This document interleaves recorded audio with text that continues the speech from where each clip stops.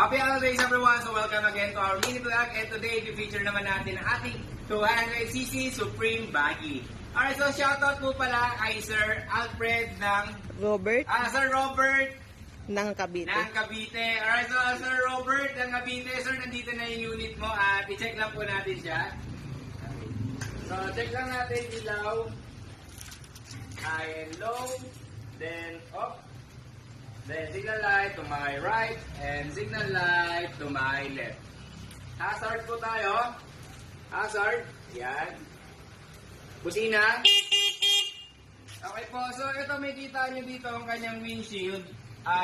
Hindi siya makita malabo. But then kapag pinil off po natin itong kanyang sticker dito, magiging malinaw po yan. Okay. So ngayon check lang po natin yung kanyang starting.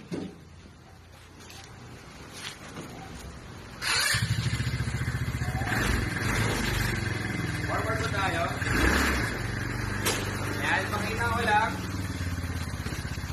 lang ang ating klase ng upuan. So ganito po ang ating upuan. Ayan, so may kita nyo, komportable din naman kahit paano. Siyempre, racing type pa rin. At the same time, meron po siyang kanyang etong seatbelt. Okay, seatbelt niya po, pang anuhan na po talaga siya, yung pang sporty. So may kita mo dito, ganito po, ang kanyang seatbelt.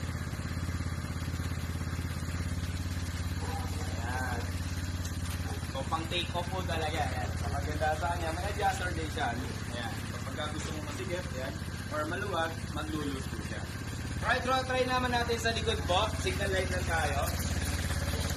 Signal light to my left. And signal light to my right. Reverse tayo.